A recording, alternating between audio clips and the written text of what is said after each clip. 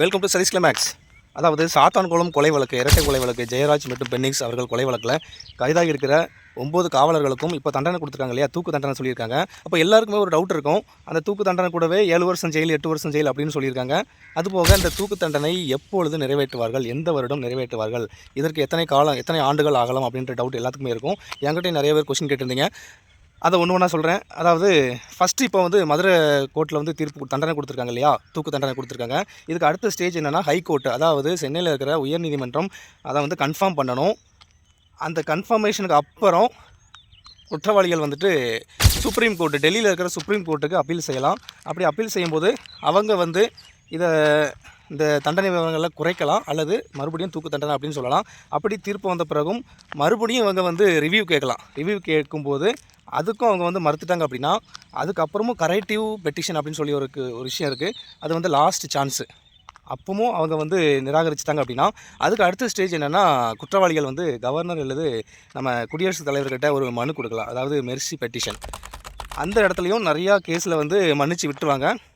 So கடைசி அந்த Mercy பெட்டிஷன்லேயும் அந்த குடியரசுத் தலைவர் வந்து இல்லை, இதை வந்து விட முடியாது, இது தூக்கு தண்டனை நிறைவேற்றியே ஆகணும் அப்படின்னு சொல்லிட்டாங்க அப்படின்னா அதுக்கப்புறம் தான் ஒரு டேட் ஃபிக்ஸ் பண்ணி அந்த டேட்டில் தூக்கு தண்டனை நிறைவேற்றப்படும். அப்படின்னா இதுக்கெல்லாம் எத்தனை காலங்கள் ஆகும், எத்தனை வருடங்கள் ஆகும் அப்படின்னு கேட்டிங்கன்னா சாதாரணமாக இந்த மாதிரி விஷயங்களுக்கு ஒரு 5லேருந்து 15 வருஷம் வரைக்கும் ஆகும் அப்படின்னு சொல்கிறாங்க. ஆனால் இந்த கேஸை பொறுத்த வரைக்கும் அப்படி நடக்காது அப்படின்றத நம்புவோம். எவ்வளோ கூடிய சீக்கிரம் தூக்கு தண்டனை நிறைவேற்றுவாங்களோ பண்ணணும் அப்படின்றத எல்லாருமே எதிர்பார்த்துட்டு இருக்காங்க. ஏன்னா இப்போ கொடுத்துருக்க தீர்ப்பு வந்து பொதுமக்கள்கிட்ட ஒரு நல்ல வரவேற்பு இருக்குது நீதிபதி முத்துக்குமரன் அவர்கள் மேலே. ஆனால் இந்த வழக்கை பொறுத்த வரைக்கும் இந்த லெவலுக்கு வருடங்கள் ஆகாது அப்படின்றத நம்புவோம். இருந்தாலும் 2020 நடந்த அந்த ஒரு வெளிப்படையாக நடந்த ஒரு இரட்டை கொலை வழக்கு தண்டனை எப்போ கிடச்சிருக்கு, 2026. ஆனால் அப்போ இவங்க இவ்வளோ நாள் எங்கே இருந்தாங்க அப்படின்னு கேட்டிங்கன்னா அதாவது ஜெயிலில் தான் இருந்தாங்க.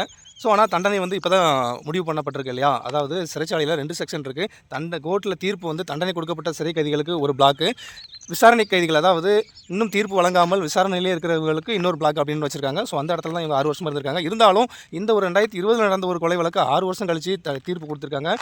அது கொஞ்சம் அதிகமான காலமாக தான் தெரியுது. இருந்தாலும் ஒரு நல்ல தீர்ப்பு வந்திருக்கு இல்லையா. இதுக்கப்புறமும் 15 வருஷம் 10 வருஷம் அப்படின்னு போயிட்டே இருந்தது அப்படின்னா அது வந்து நல்லா இருக்காது. ஸோ இதுக்கப்புறம் நடக்கிற விஷயங்கள் வந்து கூடிய சீக்கிரம் எல்லாம் நடந்து முடிஞ்சிடும் அப்படின்னு நம்புவோம். சரி, ஓகே, இதெல்லாம் ஒரு பக்கம் இருக்கட்டு. வேறு தூக்கு தண்டனை கொடுத்தாச்சு, வேறு எதுக்கு அந்த 5 வருடம் செயல் 6 வருடம் செயல் அப்படின்னு சொல்கிறீங்கன்னு பார்த்தீங்கன்னா எல்லாமே ஒவ்வொரு குற்ற பின்னணி வச்சு கொடுப்பாங்க. அதாவது கஸ்டடியல் டெத் இருக்கு இல்லையா, அதிகார துஷ்பிரயோகம், அதுபோக பயங்கரமாக தாக்குதல் நடத்தியது, சிசிடிவி ஃபுட்டேஜ் அளிச்சது, அப்படி ஒவ்வொரு குற்றங்களுக்கும் தனித்தனியே இத்தனை வருடங்கள் ஜெயில் அப்படின்னு இருக்குது. அதெல்லாம் எதுக்கு கொடுக்காங்க அப்படின்னு பார்த்தீங்கன்னா சில கேஸில் என்ன பண்ணுவாங்கன்னா அந்த தூக்கு தண்டனை வந்து ஸ்டாப் பண்ணிட்டாங்க அப்படின்னா அதுக்கு அடுத்த ஸ்டேஜில் இருக்கிற அந்த 6 வருடங்கள் 7 வருடங்கள் ஜெயில் இருக்கு இல்லையா, அதை வந்து கண்டிப்பாக அவங்க வந்து அனுபவிச்சு ஆகணும். அப்படி ஒவ்வொரு குற்றத்துக்குமான செக்ஷன் இருக்குது, அதுக்குரிய தண்டனை தான் இது. ஆனால் இதுக்கெல்லாம் வர வாய்ப்பே கிடையாது. தூக்கு தண்டனை கொடுத்தாச்சு, மத்திய அரசுலேருந்தும் இது வந்து பயங்கரமான பனிஷ்மெண்ட் கொடுக்கணும், தூக்கு தண்டனை தான், இதுக்கப்புறம் வேறு வழியே கிடையாது அப்படின்னு சொல்லிட்டாங்க. ஸோ அப்படி இருக்கும்போது ஒரு நல்ல தீர்ப்பு கூடிய சீக்கிரம் நடைபெறும் அப்படின்றத, ஒரு நல்ல தீர்ப்பு கூடிய சீக்கிரம் கிடைக்கும் அப்படின்றத நம்புவோம். இந்த விஷயங்கள் எல்லாம் புதுசாக இப்போ தான் உங்களுக்கு தெரியுது அப்படின்னா அப்படியே நம்ம வீடியோ லைக் பண்ணிடுங்க. ஏன்னா நானுமே அந்த தண்டனை கொடுக்கப்பட்டதுக்கப்புறம் அந்த விஷயங்கள் எல்லாம் எப்படி அப்படின்ட்டு யோசிச்சுட்டே இருந்தேன். அதுக்கப்புறம் தேடி பார்க்கும்போது இந்த மாதிரி விஷயங்கள் எனக்கு தெரிய வந்தது. ஸோ இதை உங்களுக்கு இந்த தெரிஞ்ச விஷயத்தை உங்கள் ஃப்ரெண்ட்ஸுக்கும் அப்படியே ஷேர் பண்ணிங்கன்னா எல்லாருக்குமே தெரிஞ்சுப்பாங்க. ஸோ இருந்தாலும் இப்போ தான் அந்த தீர்ப்பு கொடுத்து முடிச்சிருக்காங்க. அடுத்த உடனே அந்த ஆலங்குளத்தில் நீங்கள் பார்த்தீங்கன்னா ஒரு கல் இறக்குனர், ஒரு பனை தொழிலாளி அப்படின்னு சொல்லிட்டு 2 கால்லையும் சுட்டு பிடிச்சிட்டாரு எஸ்ஐ ராஜா. இதுக்கு என்ன தீர்ப்பு கொடுக்க போகிறாங்க, எந்த மாதிரி இந்த கேஸை டீல் பண்ண போகிறாங்க அப்படின்றத வெயிட் பண்ணி பார்ப்போம். இருந்தாலும் இந்த கேஸையும் ஆலங்குளம் கேஸையும் சிவியராக எடுத்து ஒரு நல்ல தீர்ப்பு கொடுக்கணும் அப்படின்றதில் பொதுமக்கள் வெயிட் பண்ணிக்கிட்டு இருக்காங்க. அண்ட் இந்த ஆலங்குளம் கேஸ்லையும் ஒரு நல்ல தீர்ப்பு வரணும் அப்படின்றத எதிர்பார்ப்போம். அதாவது ஆலங்குளம் கேஸில் என்ன நடந்துட்டு அப்படின்னு பார்த்தீங்கன்னா எஸ்ஐ ராஜா அவர்கள் வந்து கல் இறக்குறாங்கன்னு சொல்லிட்டு போயிருக்காங்க. ஸோ பனைமரத்தில் ஏறி எடுத்துகிட்டு வர சொல்லியிருக்காங்க. அவரும் பனைமரத்தில் ஏறி இருக்காரு. அப்போ கீழே அவங்க அப்பா இருந்திருக்காரு, அவங்க அப்பாவை கெட்டாவது திட்டிருக்காரு, ஏதோ தகாத வார்த்தையில் திட்டிருக்காரு.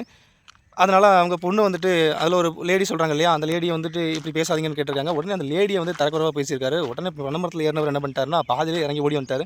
வந்து வாக்குவாதத்தில் ஈடுபட்டதில் 2 பேருமே கட்டி உருண்டதாக சொல்கிறாங்க. அப்போ ஒரு கம்பு வந்து கையில் இருந்ததாகவும் அந்த கொக்கி வந்து கட்டி உருண்டதால் அவர் தலையில் எஸ்ஐ ராஜா தலையில் பட்டு ரத்தம் வந்ததாக சொல்லப்படுது.